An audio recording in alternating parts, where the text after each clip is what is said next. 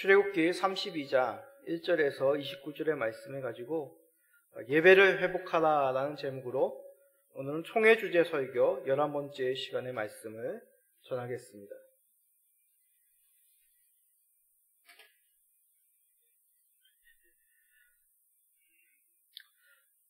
우리 성도님들 설 명절 잘 보내셨습니까? 국내에 어수선한 일들이 일어나고 또한 코로나가 어느 때보다도 기승을 부리는 시점입니다. 그러는 중에 이제 그제부터죠. 금요일 저녁부터 이제 동계올림픽이 중국에서 열렸습니다. 코로나 시국이라 어려운 환경 속에서도 각국 선수들은 올림픽에서 최고의 기량을 내기 위해 최선으로 준비하고 훈련을 하였습니다. 이들은 올림픽을 통해서 선의의 경쟁을 펼치며 각본 없는 드라마의 현장을 만들어가고 있습니다. 몇몇 경기들을 보면서 예전과는 다른 점들을 이제 발견하게 됩니다. 듬성듬성 앉아있는 관중들도 낯서지만 더 낯설었던 것은 자국의 선수들을 응원하는 그런 함성, 박수 소리가 없다는 것입니다. 코로나 방역 지침에 의해서 박수도 칠 수 없고 함성도 지를 수 없는 그런 상황이라 합니다. 선수들에게도 코로나로 인한 어려움이 많다고 합니다. 코로나로 인한 봉쇄 등으로 훈련 일정에 차질을 빚게 되고 또 경기장 적응이 덜 되어서 최고의 기량을 내지 못한다고 합니다. 우승권에서 다투어야 될 선수들이 기대에 못 미치는 경기 결과로 인해 실망하는 모습, TV로 우리가 충분히 느끼고 있습니다. 출발 때의 기대와는 다른 결과로 인해 선수들이 오열하면서 허탈해하는 모습, 우리의 마음도 참 안타까움을 느끼게 됩니다. 우리는 이런 스포츠의 모습을 보면서 우리의 인생이 마치 이와 같다라는 생각이 듭니다. 목표를 위해 열정을 쏟아내며 투쟁하며 극한의 고통을 견디고 결과에 포효하기도 하지만 또한 좋지 못한 결과에 허탈해하는 그런 모습이 우리의 인생 가운데 있습니다. 그런 가운데 동료들은 격려와 위로를 아끼지 않으며 좋은 결과를 얻은 선수들은 기쁨, 반대의 결과는 슬픔, 이런 교차의 스포츠 현장, 그와 마찬가지로 우리의 인생 가운데 그러한 감정을 느끼게 됩니다. 그래서 스포츠의 현장은 마치 인생을 압축시킨 것과 같다고 느껴집니다. 스포츠 경기에서 생겨나는 여러 일들, 느끼는 감정들, 고스란히 우리의 인생 속에서 경험되는 감정들 또한 일들이 아닌가 생각이 됩니다. 새로운 계획을 시작함에 기대감과 흥분, 또 살아가면서 당하는 여러 가지 당혹감들, 어려운 순간들, 그 환희, 뜻하지 않은 결과에 대한 여러 가지 실망감들, 우리의 인생 속에서 스포츠 경기에서 접하는 여러 가지 과정과 감정을 느끼게 됩니다. 그런데 인생은 아니겠습니까? 신앙의 여정도 이와 같은 것이죠. 신앙의 삶은 늘 좋은 것만 있는 것은 아닙니다. 때로는 극히 실망스러운 과정을 겪기도 합니다. 그럴 때 당혹감도 느끼게 되고 여러 가지 회의도 느끼게 됩니다. 그럴 때 우리는 어떻게 해야 될까요? 오늘 말씀이 바로 그러한 내용을 담고 있습니다. 하나님께서는 이스라엘을 출애굽시키셔서 하나님의 약속의 땅으로 인도하여 내십니다. 그런데 즉시로 그 약속의 땅을 들이시는 것이 아니라 광야에서 연단하시고 훈련을 시키시는 것이죠. 광야에서 하나님께서는 이스라엘과 언약을 맺으십니다. 그 과정 속에 이스라엘은 하나님이 아닌 다른 것을 예배하는 그 범죄함, 오늘 말씀 속에서 보게 됩니다. 우리는 이러한 구약의 이스라엘을 통해서 우리의 예배, 우리의 신앙을 다시 한번 돌아보게 됩니다. 오늘 말씀을 통해 하나님이 받으시는 참된 예배, 우리가 하나님께 올려드려야 될 그 참된 예배의 모습이 무엇인지 깨닫고 더욱 하나님 앞에 간절하게 나가시는 모든 성도님 되시기를 축복드립니다. 먼저 말씀 속에서 출애굽한 이스라엘이 황금 송아지, 우상을 만들게 된 배경을 한번 생각해 봅시다. 모세와 이스라엘, 이들은 시내 산에 도착하여 하나님과 언약식을 맺습니다. 그 후 모세는 하나님께 십계명, 그 두 돌판과 성막의 설계를 받기 위하여 시내산에 혼자 오르게 됩니다. 근데 그 시내산에 머물게 되는 시간이 자그만치 40일이나 되었습니다. 그 과정 속에 이스라엘은 모세가 내려오지 않자 동요하기 시작했으며 아론에게 이렇게 자신들의 요구를 말합니다. 출애굽기 32장입니다. 백성이 모세가 산에서 내려옴이 더딤을 보고 모여 백성이 아론에게 이르러 말하되 일어나라 우리를 위하여 우리를 인도할 신을 만들라. 이 모세 곧 우리를 애굽 땅에서 인도하여 낸 사람은 어찌 되었는지 알지 못함이니라. 이스라엘은 모세가 산에 올라 내려오지 않아 불안함 때문인지 우상을 만들어 달라고 얘기합니다. 자, 불안함 때문에 우상을 만들어 달라는 것일까요? 이 의미를 알려면 더디다라는 뜻을 우리가 주목해야 됩니다. 모세가 산에서 더디 내려오는 것이죠. 더디다라는 뜻은 부끄럽다, 수치스럽다, 당황하다의 의미입니다.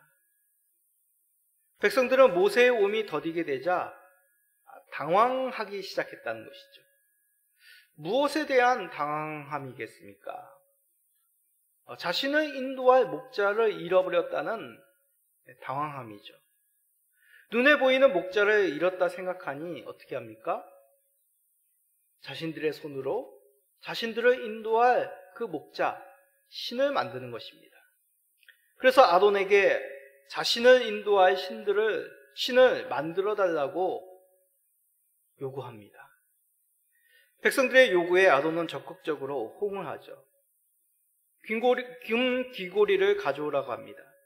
그리고 그것으로 송아지 형상을 만듭니다. 그것만입니까? 금송아지 앞에 제단을 쌓고 여호와의 절이라 선언합니다. 다음날 아론과 이스라엘 백성들은 함께 모여 그 황금 송아지 앞에 번제, 화목제를 드립니다. 다시 말해 금송아지가 하나님이 된 것입니다. 이 32장 1절에 얘기하는 신, 우리를 인도할 신이란 곧 엘로힘, 하나님을 지칭합니다. 백성들은 송아지를 만들고 그 송아지가, 그 우상이 하나님처럼 섬긴 것입니다. 뿐만 아니라 제사를 드린 후에 무엇을 하였다고 합니까? 그 앞에 먹고 마시며 일어나 뛰놀았다고 합니다. 출애굽기 32장 6절입니다. 이튿날에 그들이 일찍이 일어나 번제를 드리며 화목제를 드리고 백성이 앉아서 먹고 마시며 일어나서 뛰놀더라. 여기서 먹고 마신다는 말씀은 두 언약의 당사자 간의 언약이 온전히 맺어졌다는 일종의 언약 행위입니다. 모세가 시내산에서 하나님과 언약을 맺고 언약서를 백성 앞에 낭독한 후에 모세와 아론 그리고 70명의 장로들은 하나님을 뵙고 그 앞에서 먹고 마셨다고 합니다. 하나님의 언약 백성으로서 하나님 앞에서 그 풍성함, 그 만족함을 누린다는 것을 음식을 먹고 마심으로 체험하는 것이죠. 표현하는 것이죠. 누리는 것입니다. 그런데 그 먹고 마심을 어디 앞에서 이스라엘 백성이 한다고요? 황금 송아지 앞에서 합니다. 금송아지와 언약을 맺은 것이죠. 먹고 마시는 행위를 금송아지 그 우상으로 말미암아 자신들이 누리고 있다는 것을 그 앞에서 먹고 마심을 통하여 선언하고 있는 것입니다. 하나님과 한 몸이 되었던 이스라엘 백성들이 이제 금송아지와 한 몸이 되었다고 선포하는 꼴입니다. 이스라엘은 이것으로 끝나지 않습니다. 우상 앞에서 일어나서 뛰놀았다라고 합니다. 여기서 사용되는 뛰놀다라는 번역된 이 원어는 웃다, 농담으로 여기다, 껴안다, 희롱하다는 그런 의미로도 성경에 사용이 됩니다. 그러면 무슨 뜻이겠습니까? 언약 백성들이 금송아지 앞에서 먹고 마시며 우상을 껴안고 웃고 희희낙낙했다는 것이죠. 스스로 그 황금 송아지 앞에서 즐기고 있는 것입니다. 구약의 믿음의 공동체였던 이스라엘이 우상에게 예배하면서 그 행위를 만족해하며 즐거워하며 기뻐하며 누리고 있는 광경이죠. 아론을 필두로 언약 백성들은 겉으로 이 황금 송아지를 하나님이라 부릅니다. 그리고 그 앞에서 뛰놀며 풍요로움을 즐기고 있습니다. 그러나 그것은 하나님 앞에서 누리는 은혜가 아니야. 우상 앞에 예배하며 우상 앞에서 이 우상이 나를 만족하게 하고 있다라고 선언하는 것이죠. 금송아지 앞에서 하나님께 대하듯 단에서의 제사도 있고 만찬도 있었습니다. 또한 그곳에서 동참하는 자들은 즐거움과 만족함과 풍성함을 느꼈습니다. 그러나 이는 하나님께 드려지는 예배가 아니라 하나님이라 칭하여진 우상에게 드려지는 가짜 예배, 거짓된 예배였던 것이죠.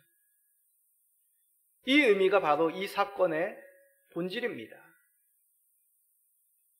하나님이라 칭하였지만 그것은 하나님께 드려지는 예배가 아니라 우상에게 드려진 거짓된 예배. 사랑하는 성도님들, 우리의 예배를 살펴봅시다. 우리가 드려지는 예배는 온전히 하나님 앞에서의 예배입니까? 혹시 우리의 마음으로, 경험으로 종교적인 그런 열정을 만들어 놓은 또 다른 하나님을 예배하고 있지 않은지, 우리의 욕망을 형상화해서 그것을 하나님이라 칭하며 또 다른 황금 송아지 앞에 드려지고 있는 예배가 아닌지를 살펴보자는 말씀입니다. 사단은 어떻게 해서든지 우리가 온전하게 예배를 드리지 못하도록 공격합니다. 교회를 유혹하고 목회자들의 그 영성을 떨어뜨리고 성도들이 여러 가지 일들로 분주하게 만들며 유혹하게 하는 것이죠. 구원과 은혜의 하나님이 아니라 이 세상의 부와 성공, 또 다른 바벨탑, 또 다른 황금 송아지 앞에 우리가 경배하게끔 우리의 욕망을 이용하고 있는 것이죠.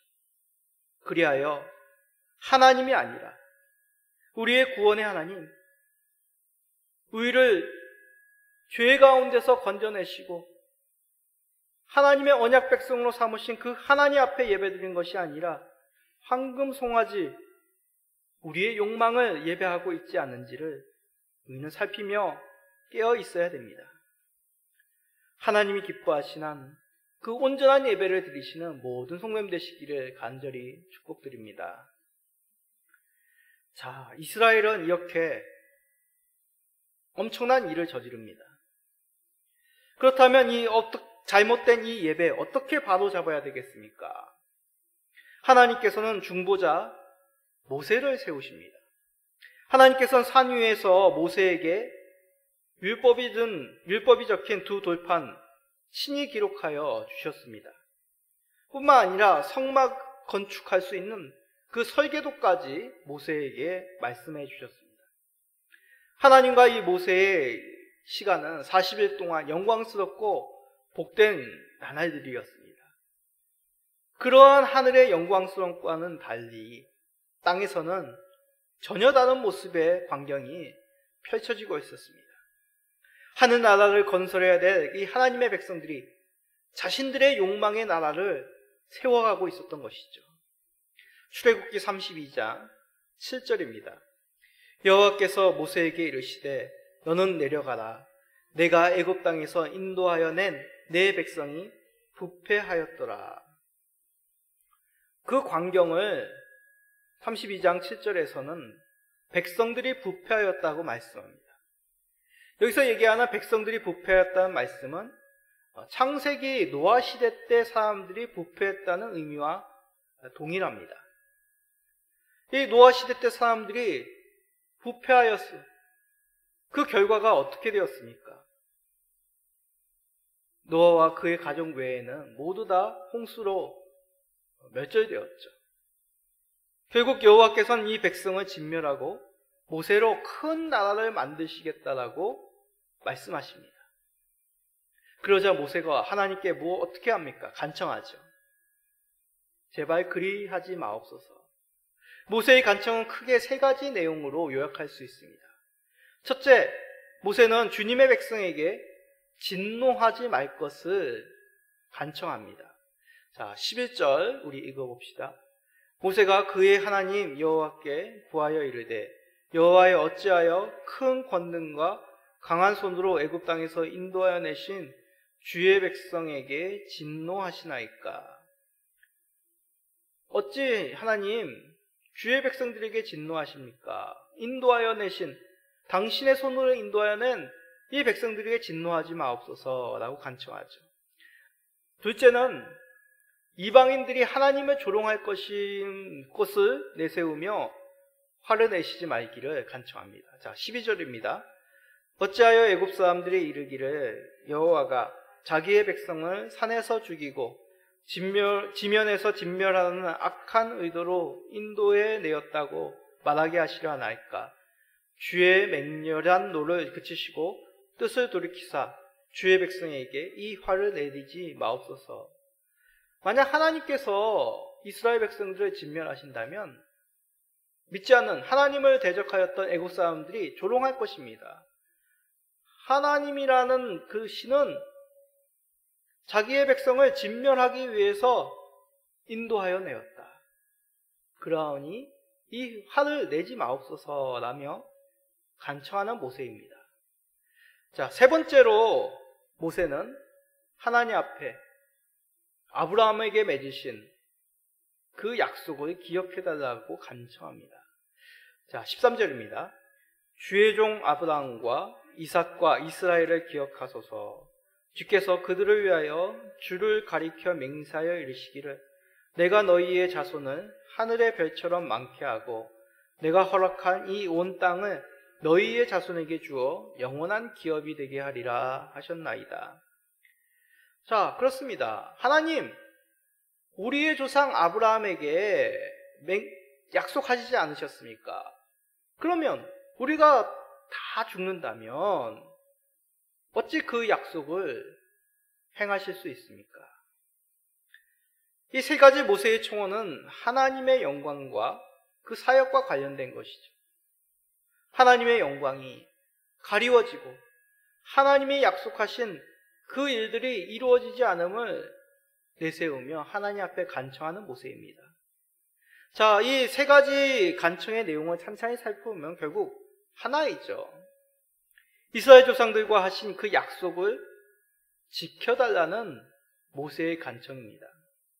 아브람과 이삭과 야곱에게 하신 약속, 이스라엘로 하여금 큰 민족과 복의 근원 되게 하시고 약속의 땅으로 들이시겠다는 그 약속, 이스라엘이 설사 범죄하였을지라도 하나님 저주 내리시지 마시고 하나님 그 약속을 지켜주옵소서. 모세는 하나님 앞에 간청합니다. 여기에서 우리는 중요한 하나님 언약, 아브라함과 맺은 그 언약의 중요한 한 가지 성격을 발견하게 됩니다. 하나님과 자기 백성이 맺은 그 언약의 주도권이 이스라엘에게 있는 것이 아니라 하나님께 있다는 사실이죠.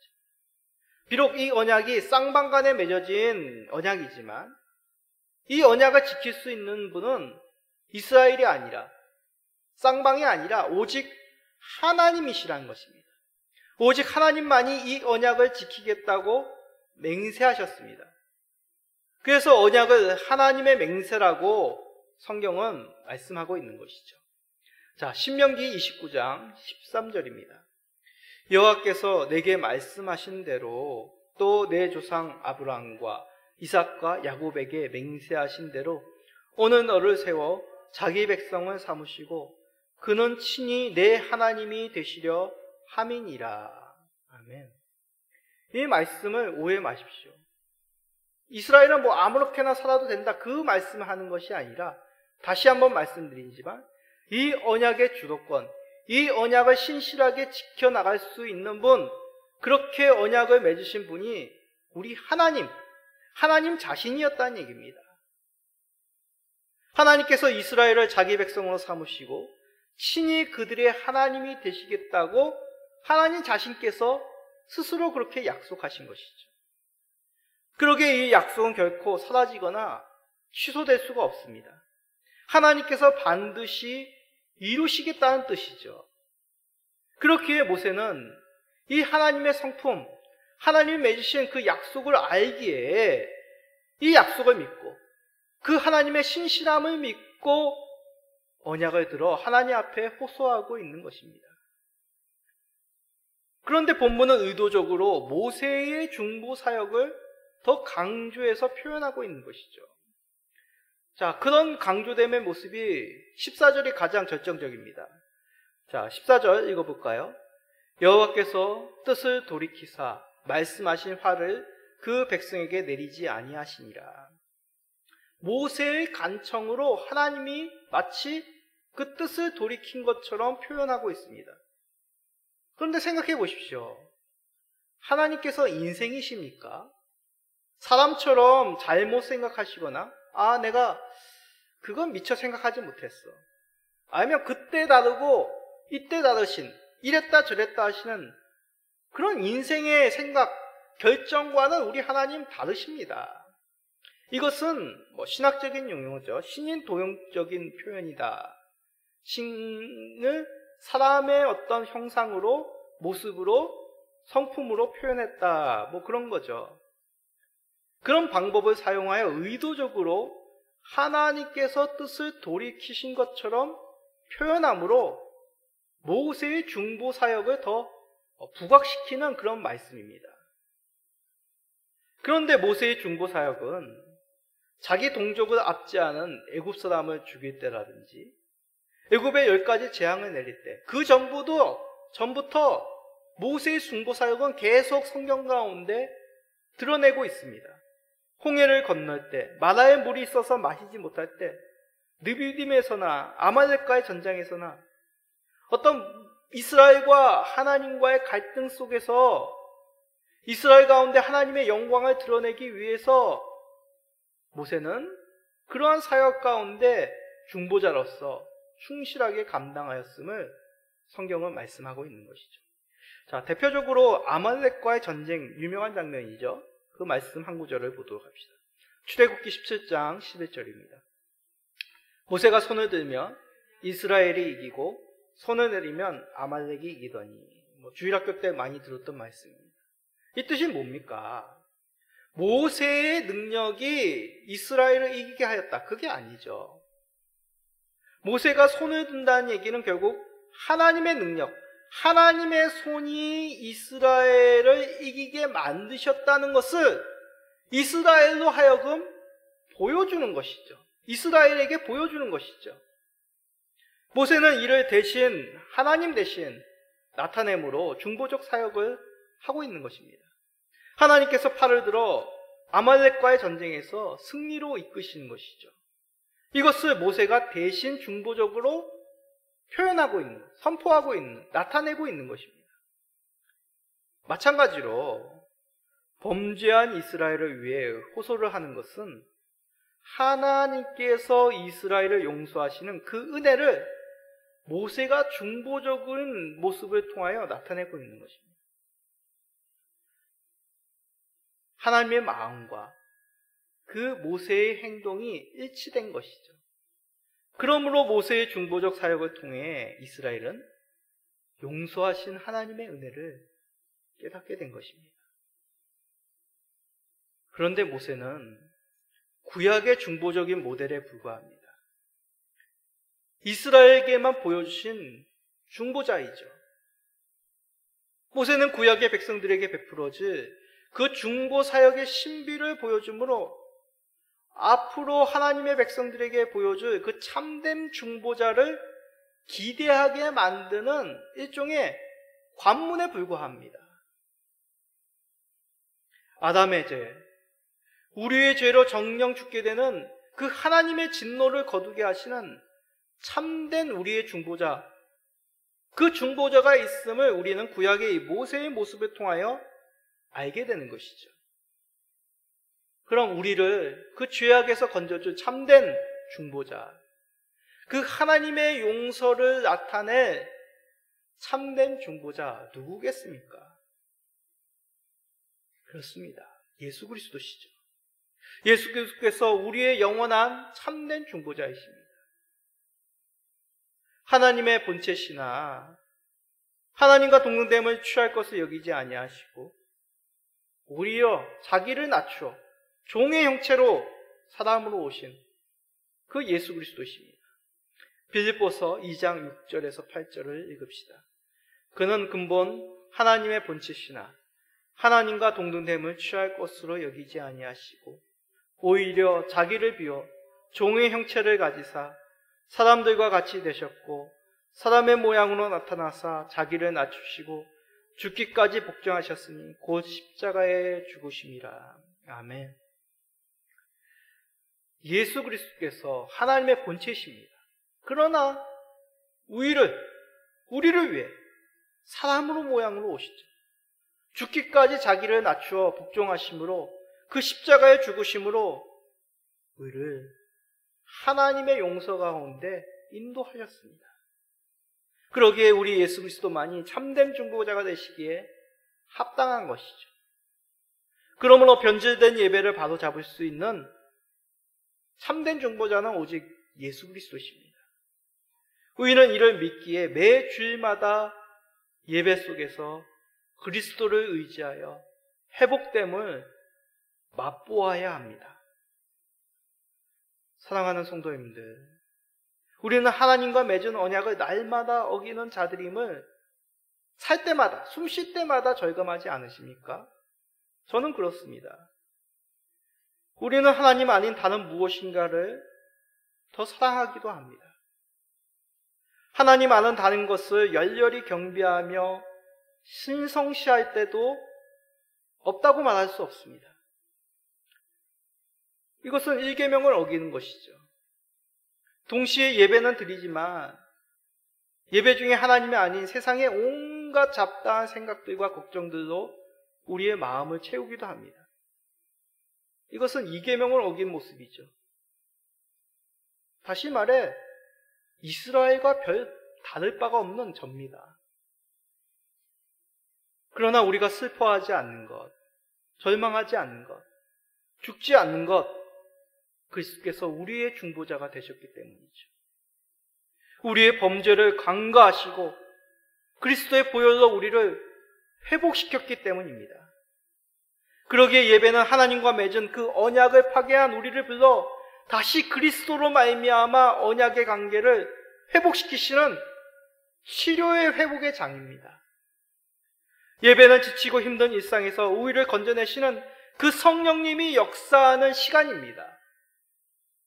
예배는 독수리처럼 새롭게 우리가 일상을 살아갈 그 비상한 힘을 얻는 능력의 시간입니다. 이 모든 예배에 우리의 영원한 중보자이신 예수 그리스도께서 우리와 함께 하십니다. 예수 그리스도의 은혜로 우리의 예배가 회복됨을 그 복을 누리시는 모든 성도님 되시기를 간절히 축복드립니다. 자, 그런데 여기서 우리가 주의할 것이 있습니다. 용서의 과정은 그리 감격스러운 장면이 아닙니다. 모세는 두 돌판을 던져 깨뜨렸습니다. 금송아지를 불사르고 부수어 가루로 만들어 물에 뿌려 그 물을 이스라엘 백성들에게 마시게 합니다. 그리고 가장 아픈 여호와의 편에 선 레위 지파들로 범죄한 이스라엘의 동포, 가족, 자녀, 부모 죽이라고 명령합니다. 그날의 자그만치 3,000명이 하나님의 진노로, 그 심판으로 죽었다라고 말합니다. 다시 말해 그 용서의 과정이 있기 전에, 용서의 결과가 있기 전에 그 과정은 분노와 공포와 피비린내 나는 죽음이 가득한 심판의 현장이었음을 오늘 말씀을 통해 보게 됩니다. 그렇습니다. 하나님이 말씀하시는 용서 속에는 철저히 죄를 심판하시는 하나님의 공의로움이 담겨 있습니다. 모세가 시행한 앞에서 말한 그 모든 행동들이 이러한 특별한 의미를 가지고 있습니다. 그러한 특별한 모습을 통하여, 의미를 새김을 통하여 회복의 의미를 말씀하는 것이죠. 그 의미가 무엇입니까? 첫째로 모세는 언약의 두 돌판을 깨뜨렸다고 했습니다. 단순한 분노를 하는 것이 아니에요. 화가 나가지고 모세가 이 십계명이 적힌 두 돌판을 던진 것이 아닙니다. 하나님과 자기의 백성들이 맺은 그 언약이 파괴되었음을 선언하는 것이죠. 계명이 적힌 그 돌판이 깨진 것은 마치 계약서가 찢어진 것 같아요. 저희도 얼마 전에 전세 계약서 썼죠. 근데 그 계약서를 찢는 것과 같이 돌판을 던져 깨뜨려 버린 것입니다. 그러니 이스라엘 백성들은 하나님과 자신들의 관계가 깨어졌음을 그 산산조각난 두 돌판을 통하여 확인한 것입니다. 죄를 인해 하나님과의 관계가 전혀 없는 그러한 민족으로 백성들도 전락하였음을 두 눈으로 확인한 것이죠. 이것이 회복, 그 용서의 출발점입니다. 하나님과 아무런 관계가 없는, 외인이 되어 아무런 하나님의 보호와 인도함이 없는, 결국 하나님이 없기에 그들 속에 생명이 없고 죽을 수밖에 없는 처절한 다리로 떨어졌음을 깨닫는 것, 이것이 회복과 용서의 출발점이라는 것이죠. 그러므로 우리의 예배가 온전한 예배인지를 먼저 정확하게 진단하는 것이 필요합니다. 우리가 정말 하나님의 생명 가운데 있는 그 언약궤의 백성의 모습으로 그 언약을 의지하고 살아가고 있는지, 그 언약을 의지하여 예배드리고 있는지, 아니면 하나님의 언약이 깨진 세상 사람들과 별 다름 없는지를 우리가 살펴야 되는 것입니다. 둘째로 모세는 금송아지를 간 가루를 물에 타서 백성들에게 먹입니다. 이건 좀 해석이 쉽지가 않습니다. 앞에서 우상 앞에서 먹었다라는 그 의미를 설명했습니다. 결국 우상과 이스라엘이 하나 되었다는, 우상을 섬기는 백성들이 되었다는 것을 그 우상 앞에서 먹고 마심을 통하여 표현하고 누렸다라고 말씀하였습니다. 그러나 이스라엘은 이것이 얼마나 큰 죄인지 알지 못하였습니다. 그리하여 하나님께서 모세에게 직접 우상을 부숴 그 가루를 먹이게 하십니다. 너희가 금송아지와 같이 되었음을, 이 금송아지를 부수고 가루로 만든 그 가루가 탄 물을 마시게 함으로 깨닫게 하는 것이죠. 너희가 행한 죄가 너희 뱃속에 있는 그 우상이 너희와 함께 합니다. 또한 이러한 행위는 민수기 5장에서 언급한 의심을 해결하는 법의 의미도 있습니다. 자, 민수기 5장도 굉장히 해석하기가 힘든 내용입니다. 긴 내용이기 때문에 간략하게 요점만 말하면, 죄를 범하였다고 의심받는 자가 티끌을 넣은 물을 먹음을 통해 그 의심을 해결하는 법이 민수기 5장에 담겨 있는 내용의 핵심입니다.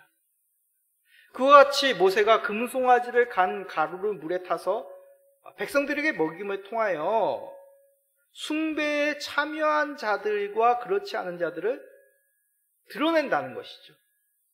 숭배한 자들은 이 물을 먹음으로 죽음이, 그렇지 않은 자들은 살 것임을 이 가루를 탄 물을 먹음을 통하여 드러낸다는 것입니다. 이를 통해 공동체 안에서 누가 거짓된 예배, 참 예배 면밀히 살펴 구별해 나간다는 것입니다. 마지막으로 레위 자손들을 통하여 칼의 권징을 행하였다고 합니다. 우상 숭배한 자들 3,000명이 죽었다고 말합니다. 죄를 제거하는 수술이죠. 이렇게 하여 거짓 예배의 범죄를 이스라엘 공동체 가운데 사라지게 함으로 공동체를 회복시킵니다. 사랑하는 성도 여러분, 이렇듯 하나님께서는 범죄한 백성들을 회복시키기 위하여 몇 가지 절차를 제시하였습니다. 다시 한번 생각해 보십시오.